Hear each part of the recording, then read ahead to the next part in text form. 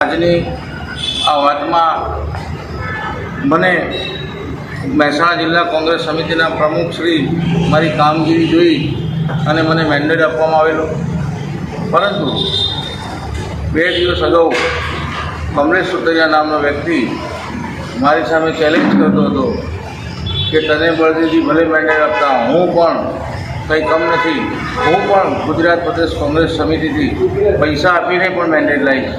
એવી મારી જોડે વાત કરી તો હું અવાજ થઈ ગયેલો કે આવું કેવી રીતે બને. મેં બળદેવજીને વાત કરેલી કે કોઈ દિવસ આવું બને નહીં, પણ આજે મેં જોયું તો એમને મારા કોંગ્રેસના મેન્ડેટ ઉપર મેન્ડેટ મૂકી અને મારા વિસ્તારના રહીશોની લાગણીને ખૂબ દુભાવી આ કાર્યવાહી કરી છે. આ સુતરિયા અગાઉ જે જૂનો વોર્ડ નંબર 2 આજે 3 કહેવાય, એમાં કોઈ પણ દિવસ કામગીરી કરેલ નથી. એક લાઇટનો થાંભલો કે એક બ્લોકનું કામ કરેલ નથી. એ આખા વિસ્તારના લોકો સારી રીતે જાણે છે. અને ત્યાં અનુસૂચિત જાતિના લોકો છે, પંજાના નિશાનો પર બટન દબાવે છે એટલે પૈસા આપી અને મેન્ડેટ લઈ પછી આરટીઆઈ કરી લોકોમાં અરજીઓ કરી અને તોડ કરવાનો.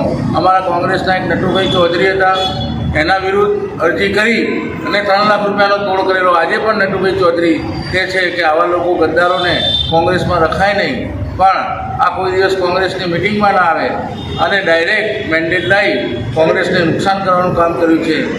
આજે મહેસાણા વોર્ડ નંબર 3ના રહીશોને ખૂબ જ દુઃખદ લાગ્યું છે અને આ વખતે લગભગ મને એવું લાગે છે કે આ સુતરિયાને મત નહીં આપે, બાકી બીજા પંજાને તો મત આપશે.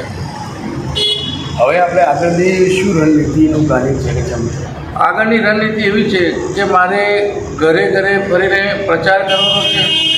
મતદાર બધા મારા છે, એ વિસ્તારમાં એ રહેતું નથી. એ વિસ્તારમાં હમણાં એને નામ લાવ્યો છે, એક એનું મકાન હતું એની અંદર એને રહેણાંક બતાવ્યું.